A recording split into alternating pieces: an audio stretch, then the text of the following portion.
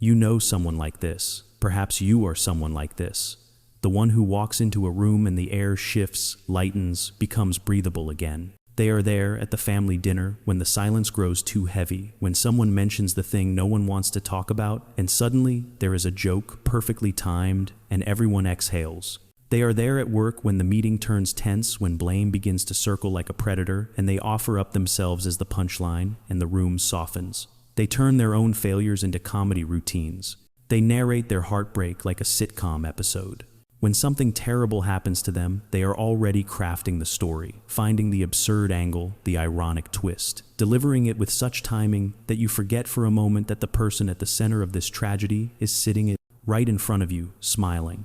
Everyone loves them for this. They are the antidote to heaviness. They are proof that life does not have to be taken so seriously. They make existence feel lighter, more bearable, more forgivable. You leave conversations with them feeling better about yourself, about the world, about the possibility that maybe everything will be okay because at least we can laugh about it. But then the gathering ends. The group disperses. The laughter fades into the hum of a refrigerator, the distant sound of traffic, the particular quality of silence that fills a room when you are alone in it. And if you were to watch them closely in this moment, if the camera were to stay on their face just a few seconds longer than comfortable, you would see something flicker and then vanish. The smile remains on their mouth, a muscle memory, an echo of the performance, but the eyes have already left the building. The eyes have gone somewhere far away, somewhere the laughter cannot reach. They have just successfully soothed everyone else's discomfort. They have transformed potential conflict into connection, awkwardness into warmth. They have done their job. And yet their own emotion, the thing that might have needed tending, the thing that might have deserved its own moment of acknowledgement, sits untouched in the center of their chest, heavy and unwitnessed, wrapped in jokes like a body in cloth. What happens when laughter is not always an expression of joy, but sometimes a cage, an elegant and sophisticated cage, designed to hold feelings too large, too frightening, too inconvenient to let loose? What if humor is not always a bridge, connecting you to others, but sometimes a wall carefully constructed, keeping them at exactly the right distance? What if the person who makes you laugh the most is the same person who has not cried in front of anyone in years, maybe decades, maybe ever? What if the lightness they bring to your life is borrowed from a reservoir of heaviness they carry alone in the dark where no one is watching? There is a particular kind of person who has learned to metabolize pain into comedy so quickly that even they forget what the original feeling was. They experience loss, and within hours they are workshopping the story, finding the funny parts, the silver lining, the cosmic joke of it all. They are betrayed, and they are already making self-deprecating comments about their own naivety. They are suffering, and they are most concerned with not making anyone else uncomfortable with their suffering. The transformation is instant, reflexive, involuntary. Pain enters, laughter exits, and somewhere in between, the actual feeling disappears unprocessed, ungrieved, unintegrated. This is not about people who use humor healthily, who laugh with others to build connection, who find genuine lightness even in difficulty. This is about something else entirely. This is about the ones who laugh because they cannot cry, who joke because they cannot be still, who perform joy because they believe their sadness would be intolerable to witness. This is about the defense mechanism that has become so seamless, so automatic, so successful that it no longer feels like a choice. It feels like identity. It feels like survival. Today, we are going to listen more carefully to what lies beneath the joke. We are going to decode the complicated psychology of people who laugh everything off and discover that sometimes the brightest masks hide the most fragile hearts. We are going to sit with the grief that has learned to disguise itself as humor, and we are going to ask the question that no one thinks to ask, the person who is always making everyone else feel better. Are you okay? Not the version of you that performs for us. The version of you that exists when the show is over. That one. Are they okay? Because there is a cost to being the light in everyone else's darkness. And somewhere along the way, the person holding the lantern forgot that they too deserve to be seen. There is nothing inherently wrong with laughter. This needs to be said first clearly before we go any deeper into the shadow. Humor is one of the most profound gifts of human consciousness. It is connection. It is resilience. It is the ability to find light in darkness, to see the absurdity in suffering, to transform despair into something bearable, even beautiful. People who can make others laugh are offering something sacred. They are reminding us that we do not have to carry everything with such solemnity, that life, for all its tragedy, is also ridiculous, that we can hold both truths at once. But there are two kinds of laughter, two different frequencies, and they sound almost identical to the untrained ear. There is the laughter that brings people closer, that says, I see you, I am with you, we are in this strange existence together, and is it not wonderfully absurd? This is what psychologists call affiliative humor. It builds bridges, it creates intimacy, it is generous and mutual and life-affirming. This laughter heals. And then there is the other kind, the laughter that keeps people at a distance, the laughter that says, please do not come closer, please do not ask me how I really am, please let me entertain you so I do not have to let you see me. This is defensive humor. It does not build bridges. It builds walls that look like bridges. It creates the illusion of intimacy while preventing actual intimacy from forming. It is self-protective and solitary and exhausting. This laughter does not heal. It delays healing. It numbs. The person using defensive humor is not lying exactly. They are not pretending to find something funny when they do not. The humor is real. The laughter is genuine. But it is serving a purpose beyond joy. It is serving survival. It is emotional avoidance dressed in the clothes of emotional intelligence. It is a refusal to sit with discomfort disguised as the ability to rise above discomfort. And the person doing it often cannot tell the difference anymore. To them, it simply feels like who they are. The funny one, the one who does not take things too seriously, the one who always finds the bright side. But imagine this. Imagine that painful emotions, sadness, anger, fear, grief, are like open wounds. For most people, an open wound demands attention. It hurts. It cannot be ignored. You must stop what you are doing and tend to it. You must clean it, treat it, let it heal properly, even though the process is uncomfortable. But for some people, laughter functions like anesthetic. It numbs the wound. It allows them to keep moving, keep performing, keep smiling without feeling the pain. And in the short term, this seems like a mercy. Why would anyone choose to feel pain when they could choose to feel nothing, or better yet, to feel the lightness of laughter instead? The problem reveals itself slowly. The wound does not heal just because you cannot feel it. In fact, without proper care, without the honest acknowledgement of injury, without the vulnerability of letting someone help you clean and bandage it, the wound worsens. It becomes infected. It spreads. And the person keeps applying more anesthetic, more jokes, more deflection, more brightness, until they need increasingly larger doses just to keep the pain at bay. They are running, but they are calling it dancing. They are drowning, but they are calling it swimming. They are suffering, but they are calling it coping. And here is what makes it so invisible, so insidious. They are good at it. They have practiced this their entire lives. The transition from pain to punchline is seamless. They feel the sharp edge of rejection, and within seconds they have transformed it into a self-deprecating joke. They experience loss, and by the time they are telling someone about it, it has already been repackaged as an anecdote, complete with comedic timing and a philosophical observation about the nature of impermanence. They are hurt, deeply hurt, and they are already laughing about it, and you laugh with them, and everyone moves on, and the hurt remains unprocessed, unacknowledged, growing quietly in the dark. This is the paradox at the heart of defensive humor. It works so well that it becomes the problem. It protects them so effectively that it isolates them completely. It makes them so likable that no one knows them. It gives them control over every situation except the one situation that matters most. The relationship they have with their own inner life, their own truth, their own capacity to be seen in their vulnerability and still be loved. Something happened. Something always happens. No one is born believing that their sadness is dangerous, that their anger is unacceptable, that their fear must be wrapped in jokes before it can be shared. Children come into the world with their emotions naked and loud and unapologetic. They cry when they are hurt. They rage when they are frustrated. They tremble when they are afraid. And then something happens, and they learn that this nakedness is not safe, and they begin to cover themselves, and for some, the covering they choose is laughter. There is the child who grows up in a house where tension hangs in the air like humidity, thick and oppressive and unpredictable. The parents fight or they do not fight, but the silence between them is worse than fighting, or one of them drinks, or one of them rages, or the money is always running out, or the love is always conditional. And in this house there is a moment when the child discovers something remarkable. When they make a joke, when they do something silly, when they find a way to make the adults laugh, the atmosphere shifts. The anger dissipates, the sadness lifts, the danger passes. They have stumbled upon a superpower, and so they use it, again and again. They become the family comedian, the lightness in the heavy house, the proof that everything is fine. See, we are laughing. But this is not a gift they are giving. This is labor. This is a job they did not apply for, performing under a contract they never signed. Their own emotions, whatever they might be feeling about the instability around them, become irrelevant, inconvenient, counterproductive.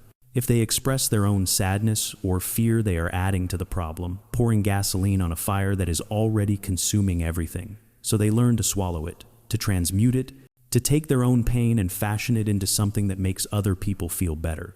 And they learn this so young, so thoroughly, that by the time they are adults, they cannot remember a time when laughter was not their responsibility. Then there is the child who is told in 1,000 small ways that their emotions are too much, too dramatic, too sensitive, too inconvenient. They cry, and they are told to stop crying. They are afraid, and they are told there is nothing to be afraid of. They are sad, and they are told to look on the bright side. The message is clear: your feelings are wrong. Your inner experience is not valid. What you are feeling is not real, or if it is real, it is your fault for feeling it, and you should feel something else instead. Be strong, be positive, be rational, be anything other than what you are. And so the child learns to perform the emotions that are acceptable while hiding the ones that are not. Happiness is always acceptable. Humor is always welcome. And so they take every other feeling, the sadness, the anger, the fear, the loneliness, and they run it through a filter, and what comes out the other side is a joke, a laugh, a lightness that makes the adults comfortable. They learn that their value in relationships depends on their ability to not burden others with their darkness. That love is conditional on their ability to be easy, pleasant, entertaining. The authentic self, with all its messy, difficult, inconvenient feelings, gets locked away somewhere deep, and the performance begins, and after enough years, they forget they are performing. There are others whose stories are darker still, those who experience something so overwhelming, so shattering, that their psyche fractured to protect itself. Trauma does this. It creates distance between you and your experience, a dissociative gap that allows you to survive what would otherwise destroy you. And for some, humor becomes the mechanism of that distance. They take the unbearable thing that happened to them, and they turn it into a story, and in the telling, they are no longer the person it happened to. They are the narrator, the observer, the comedian. They have escaped their own life by making it performance, by finding the absurd angle, the dark irony, the cosmic joke. And this works. It allows them to function, to keep moving, to avoid the collapse that would come if they allowed themselves to feel the full weight of what they endured. But the distance that saves them also traps them. Because healing requires the opposite of distance. It requires coming closer, sitting with the feeling, allowing the body to finally process what the mind has been running from for years. And the person who has turned their trauma into comedy cannot do this without dismantling the very strategy that kept them alive. And then there are those who are driven not by the wounds of childhood, but by something more immediate, more present. The fear of being a burden. The belief, conscious or unconscious, that their value in relationships is contingent on their ability to be low maintenance, uplifting, easy to love. They look around and see how exhausted everyone is, how much everyone is already carrying, and they make a calculation. If I add my pain to their pain, I will be too much. They will leave. They will grow tired of me. They will realize I am not worth the effort. And so they preemptively lighten themselves. They turn their struggles into entertainment. They make themselves so easy to be around that no one could possibly have a reason to abandon them. But in doing so, they abandon themselves. They become a person no one actually knows. They are loved for a version of themselves that does not include their full humanity.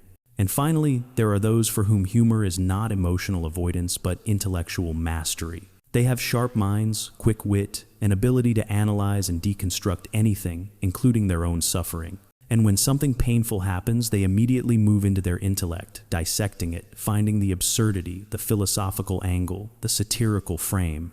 By turning pain into an object of analysis, by making it clever, by standing above it with their wit, they feel a sense of control in a situation where they otherwise feel powerless. But this too is a kind of running. The brain, protecting the heart by refusing to let the heart speak its own language, which is not clever or analytical or funny. It is simply hurt. There is a particular kind of loneliness that belongs only to those who are surrounded by people.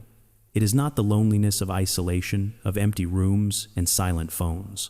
It is the loneliness of being known by many and seen by none, of being loved for what you do rather than who you are, of being celebrated for the mask, while the face beneath it remains unwitnessed, unacknowledged, unknown even to yourself. The person who laughs everything off is rarely alone. They are invited everywhere. People seek them out. They light up rooms. They are the glue in social groups, the person who makes gatherings feel effortless and warm. But beneath the performance, beneath the steady stream of jokes and deflections and entertaining anecdotes, there lives a question that never gets answered. A question they have learned not to ask because no one has ever thought to ask it of them. The question is simply this: do you see me? Not the version of me that makes you comfortable, not the highlights reel, not the comedy routine. Do you see the person who exists when there is no audience, that one? Do you know that one exists? The answer most often is no, and this is not cruelty, this is not neglect. The people around them care deeply. They simply care for the person they have been shown, the one who is always fine, always resilient, always finding the humor in everything. They have no reason to look deeper because the surface is so convincing. And so, the person remains surrounded by affection, yet fundamentally alone, carrying the weight of their actual inner life in a silence so complete that even they begin to forget it is there. And this loneliness compounds over time into something more corrosive, a slow erosion of self-compassion, a quiet violence turned inward. Because every time you laugh off your own pain, you are sending a message to the deepest part of yourself. You are saying this feeling is not important. This hurt is not valid. This struggle is embarrassing. You are too much. You are being dramatic. You should get over it. And the part of you that is actually suffering, that is actually in need of tenderness and acknowledgement, hears this message. It hears it so many times that it begins to believe it. And eventually, you become your own worst invalidator. You lose the capacity to take yourself seriously, to sit with your own sadness without immediately mocking it, minimizing it, packaging it into something more palatable. There is a moment that happens sometimes alone in the quiet hours. The jokes stop working. The deflection fails. The pain surfaces despite all efforts to keep it submerged. And the person sits with it for a moment, really feels it, and then almost immediately they hear their own voice in their head, already making fun of themselves for feeling this way, already narrating their own suffering in a sardonic tone, already turning this moment of genuine vulnerability into material. And they laugh alone in the dark, at their own expense, and the laugh sounds hollow even to them. And they realize that they have become so good at this that they cannot stop doing it, even when there is no one there to perform for. The reflex has become the reality. But perhaps the heaviest cost is the one paid in connection, the invisible barrier that humor creates between them and the people who love them. Because when someone shares something painful but frames it as a joke, they create a profound confusion in the listener. The words say, "This hurt me," but the tone says, "It is nothing, we are laughing about it." And the listener must choose which signal to respond to. Most people, wanting to respect the framing, wanting to follow the emotional cue being given, choose to laugh along. They mirror the lightness. They do not press deeper. And in doing so, they miss the quiet plea beneath the performance. The unspoken need for someone to say, "Wait, no, let us stop for a moment and talk about how that actually affected you." The person who laughs everything off has engineered their own isolation without meaning to. They have made it almost impossible for people to help them because they have hidden the very thing that needs help.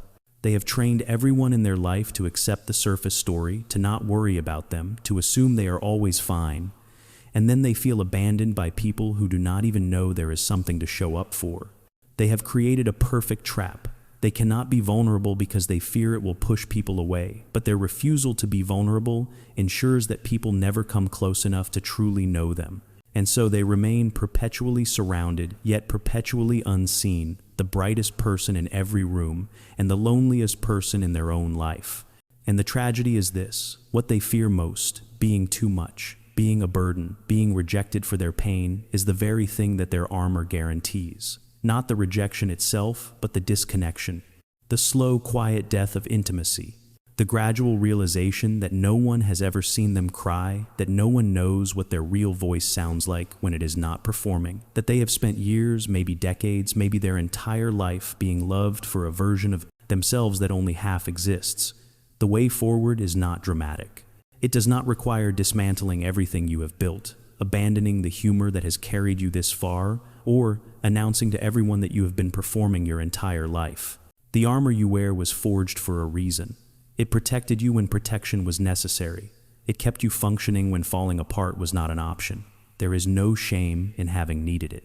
There is no weakness in having used it.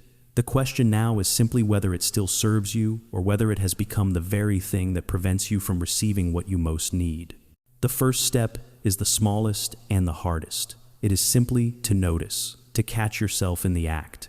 You are telling someone about something difficult, something that actually hurt you, and you hear yourself already shaping it into an anecdote, finding the funny angle, delivering the punchline. And instead of continuing on autopilot, instead of letting the reflex complete itself, you pause. Just for a second. You do not have to change anything yet. You do not have to correct yourself or explain. You simply acknowledge internally, quietly, that you just did it again. That the thing you shared had weight and you immediately lightened it. That there was a feeling underneath the joke, and you covered it before anyone, including yourself, could see it clearly.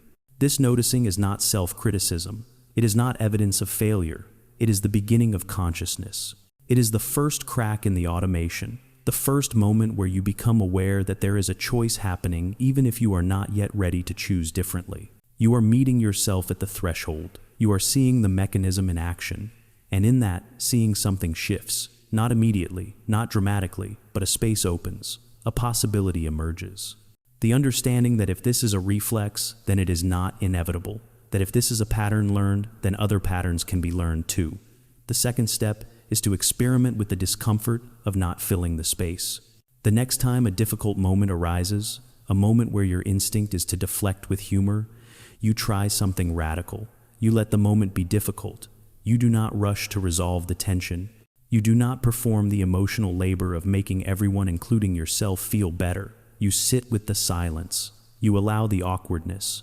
You feel the almost physical urge to say something funny, something that will return everything to lightness, and you do not give in to it. Not because humor is wrong, but because you are testing what happens when you let a feeling exist without immediately transforming it into something more acceptable.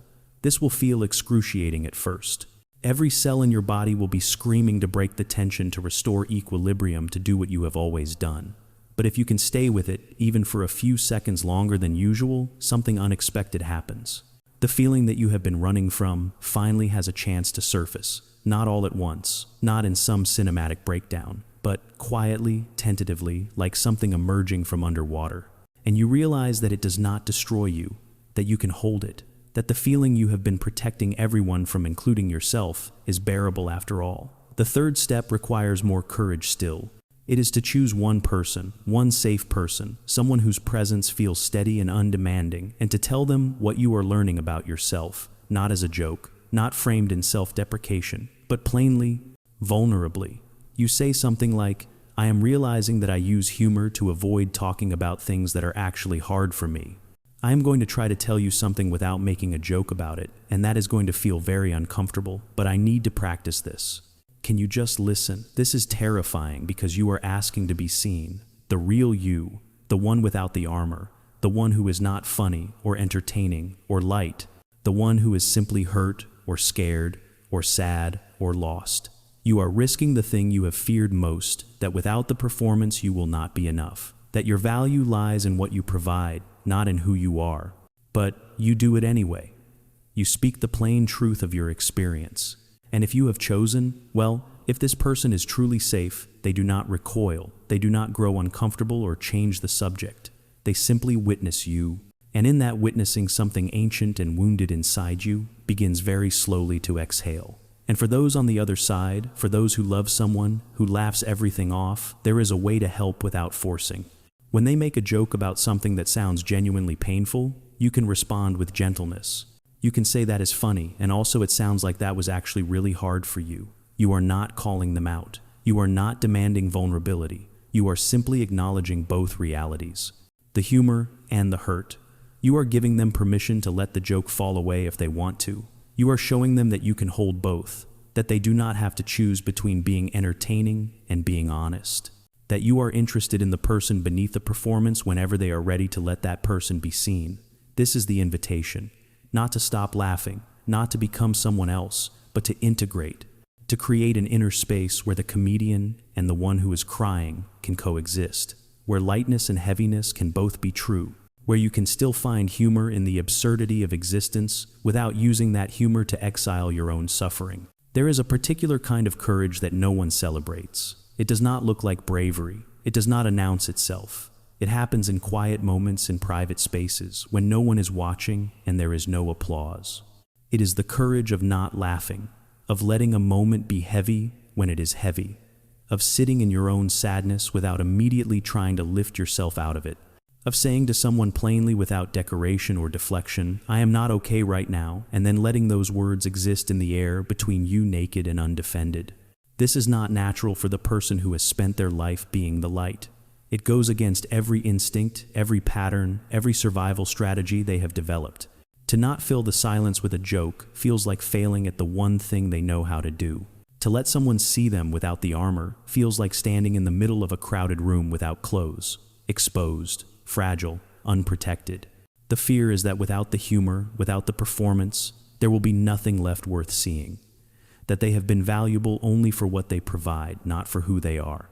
But here is the truth that emerges slowly, carefully in the practice of letting yourself be seen. The people who truly love you do not love you for your ability to make them laugh. They love you because of who you are when you are not performing. They love the person who shows up even when they cannot be entertaining. They love your complexity, your contradictions, your wholeness. They have been waiting, perhaps without even knowing it, for you to trust them enough to let them see you when you are not okay. And when you finally do, when you finally allow yourself to be vulnerable without immediately covering it with a joke, you discover something unexpected. You do not lose them. You do not burden them. You do not become too much. Instead, you finally give them the opportunity to love the real you, not just the version of you that has learned to perform joy. The goal is not to stop laughing. This must be understood clearly. Humor is not the enemy. The ability to find lightness in darkness is a profound gift. The problem was never the laughter itself. The problem was the reflex, the compulsion, the inability to choose differently. The problem was that laughter had become the only language you spoke, even when what you needed to say required a different vocabulary entirely. What you are learning now is not to abandon humor, but to expand your range. To become fluent in other forms of expression, to know when to laugh and when to simply let yourself feel. Imagine two kinds of laughter. The first is the laughter that echoes in an empty room.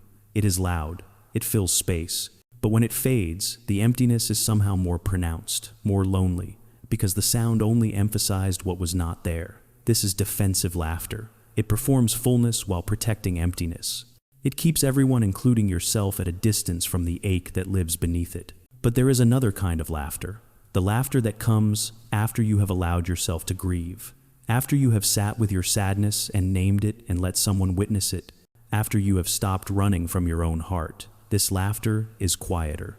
It does not need to fill the room because the room is already full of presence, of intimacy, of the kind of connection that can only exist between people who have seen each other's darkness and chosen to stay. This laughter does not echo. It resonates. It has weight. It has warmth. It comes from a place of integration where joy and sorrow are no longer enemies but companions, two necessary threads in the fabric of a fully lived life. Your journey is not about becoming someone else. It is not about losing the part of you that finds humor in absurdity, that can transform pain into comedy, that can make a room full of people feel lighter. That part of you is precious. It has served you. It has helped others. It is part of your gift to the world. But it is not the entirety of who you are. You are also the quiet moments. You are also the grief. You are also the fear that has no punchline. You are also the sadness that simply needs to be held, not transformed. You are the child who learned to make everyone laugh, and the same child who needed more than anything to be allowed to cry. The work is integration, creating an inner landscape spacious enough for both the comedian and the one who weeps to coexist, where you can still find the absurd angle, still make the perfect joke, still bring lightness to dark situations, but you can also choose not to. You can also simply say, "This hurts," and let it hurt. You can be funny and you can be broken, and you can be both at the same time, because that is what it means to be human, to contain multitudes, to be complex and contradictory and whole. You are not just the smile you offer the world. You are also the silent tears. You are the unnamed fears. You are the heart that learned to turn pain into laughter as an act of survival. And all of it, every contradictory piece, every defense mechanism, every moment of authentic joy, and every moment of hidden sorrow deserves to be witnessed, deserves to be honored, deserves to exist without apology. That wholeness, that beautiful and terrible complexity, is what makes you human, and it is worth celebrating.